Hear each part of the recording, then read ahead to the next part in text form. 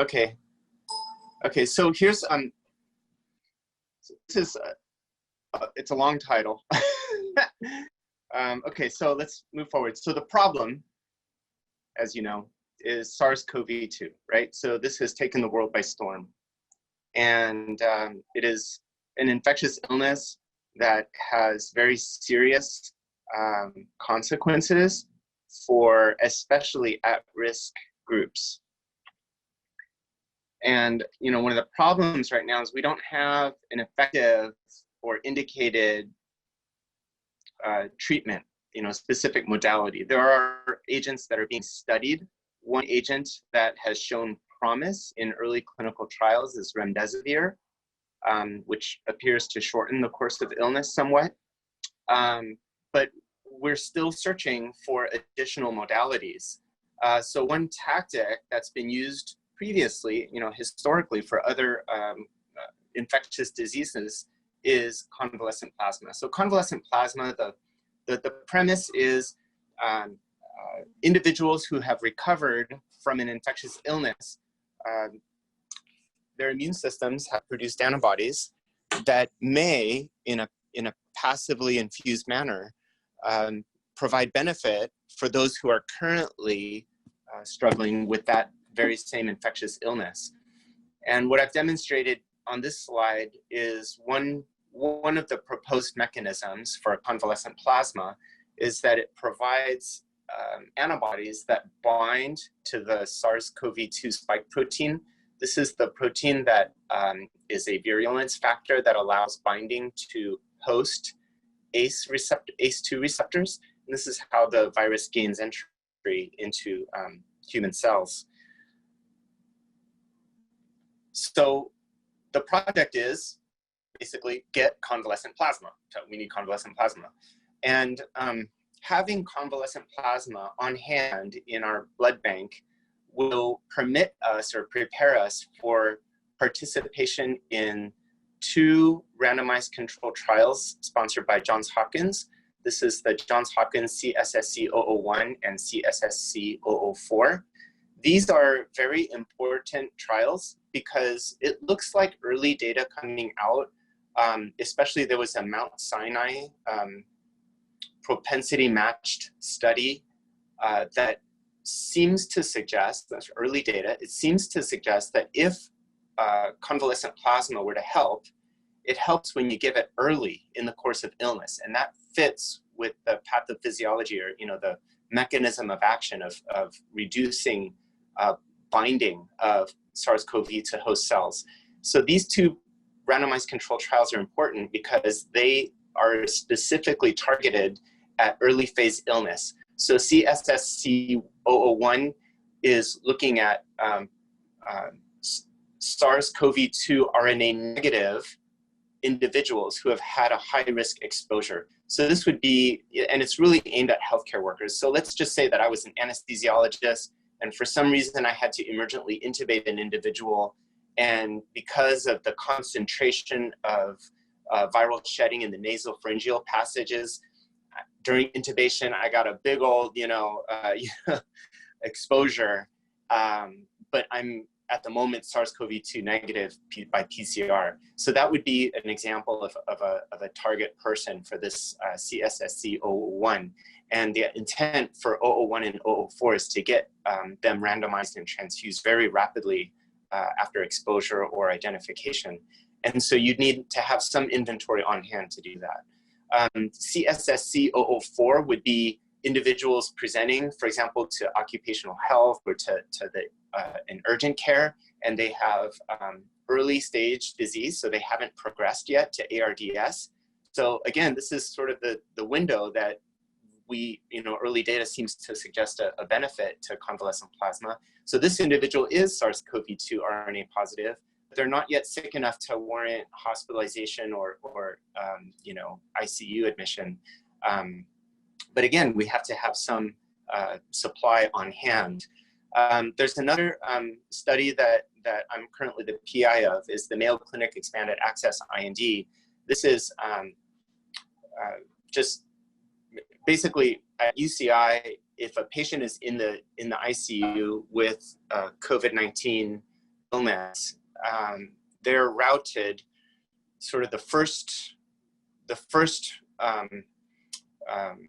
investigational destination would be the remdesivir phase 2 trial. However, if they don't meet the inclusion criteria, or if they are initially enrolled, but then they lose eligibility because, for example, they had declining renal function or something, so then they would be routed to convalescent plasma. So far we've been successfully transfused 9 individuals on the Mayo Clinic Expanded Access IND here at UCI.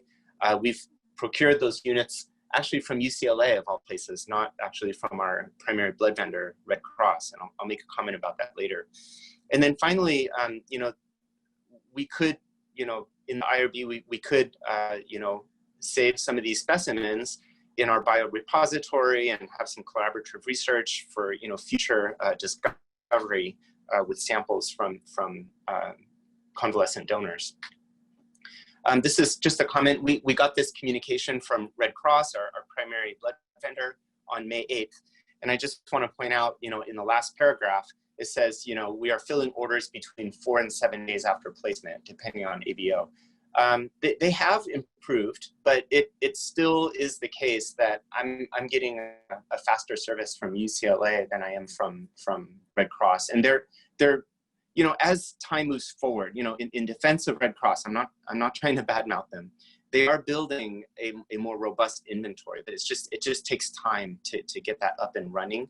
And if we're already approved as a site for the Johns Hopkins study, so turnaround time is really going to be paramount when we enroll subjects. How are we going to get convalescent plasma? Like, what are some ways? So this craft COVID funding and the IRB that we've put forward allows us to recruit subjects. Well, it turns out the California Department of Public Health has already started helping us to recruit donors. They've actually sent this letter out to a number of individuals. This is the left-hand screenshot. They've already sent this letter out saying, hey, we know that you've had COVID-19.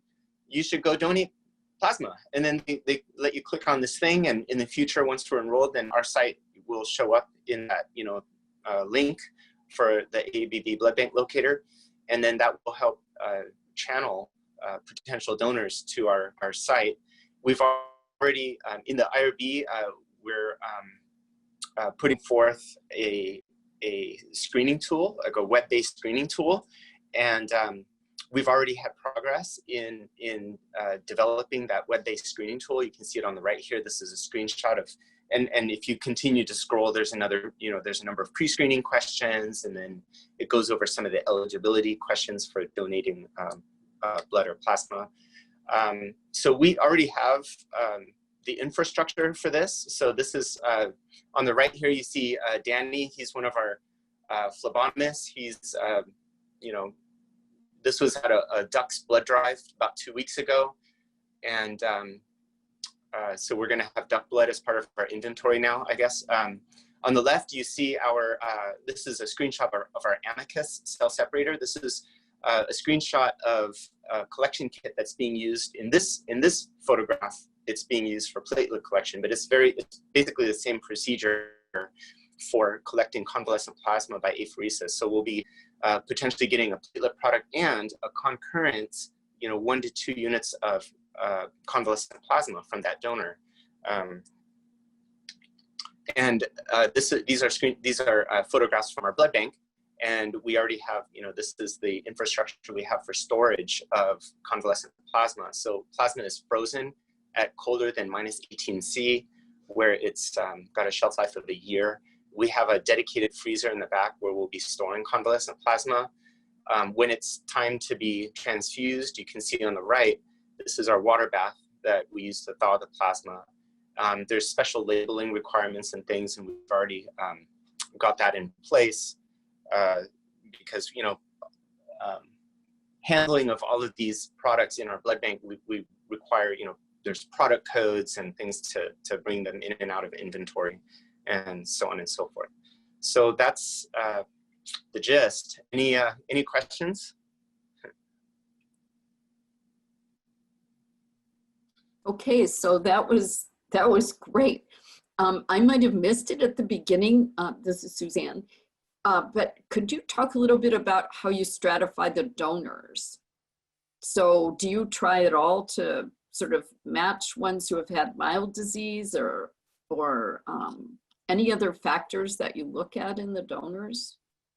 So the donor, to qualify as the donor, and what is in the pre-screen is that donors must be 28 days continuously symptom-free after recovery from a confirmed COVID-19 illness. In our early phases, we are planning to have as a requirement that they are able to produce their COVID-19 test in hand, so that we can have that confirmation. And then they have to be able to attest that there's no active sick contacts in their home, right? So they can't, have another person with active COVID infection ongoing. So in terms of the, let me go to this slide here, the biorepository collaborative research. So one of the difficulties is qualifying them by titer. So the more readily available and rapidly resulted tests is an ELISA, but it's a qualitative test. So it's a yes or no test in terms of antibodies, right? So right. What we really are looking for are neutralizing antibodies and a titer of neutralizing antibodies, which is a little bit more difficult to come by. So when we screen donors, we send an entire battery of tests to Creative Testing Solutions. So their operation tests about 70% of America's blood supply, to give you an idea of how wide-ranging their operation is. And they are, just at the beginning of this month, they announced that they're going to be doing sort of a lab-developed, like an in-house neutralizing antibody titer test. So like with live virus and cells? Is that what you mean? That's a good question. I did email them and ask them for their methodology, and they were like, oh, this is lab developed. So I have a feeling, they don't want to release that to just anybody. But yeah, it's a neutralizing antibody. The downside of that, it is rather expensive. So it's about $155 per test. Secondly, I'm being told by others that are sending these tests out to CTS that the turnaround time is long. It's like 3 weeks. Oh, so, wow. Yeah. So you have to really build up a stock in order to take advantage of that, essentially. Absolutely. So UCLA has a test, a neutralizing antibody test, it's one of their researchers are doing it. So their turnaround time is about a week. Dr. Forthall is developing a neutralizing antibody test that may have a rapid turnaround time as well.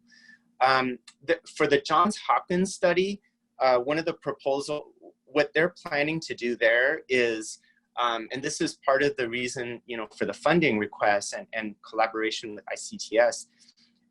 So in the Johns Hopkins study, we would obtain a specimen from the prospective donor. This is before I would even subject them to the donation. So I'd obtain a specimen from the qualified donor, send it to Hopkins. They would do their neutralizing antibody tests on them at their site, and then provide us a titer within, they're saying within 48 to 72 hours, but we'll see. So, and then if we get that back, then we can potentially call that donor back and, hey, great, you have like really high titer antibodies. So what UCLA is doing, I mentioned, on this slide, you see that there's the Hopkins and then the Mayo, right? And so what UCLA is doing is they're tagging their convalescent plasma units that have a neutralizing antibody titer of 160 or above for the Mayo Clinic expanded access IND. The Hopkins file, they have a requirement that all of the plasma being used there has a titer of 320 or above. So UCLA is having kind of tagging of these two, either the low test or the high test, So they're having kind of this inventory management technique where they're tagging the units as being either 160 or above or 320 or above. And then I hope that doesn't affect the relative value of the two trials.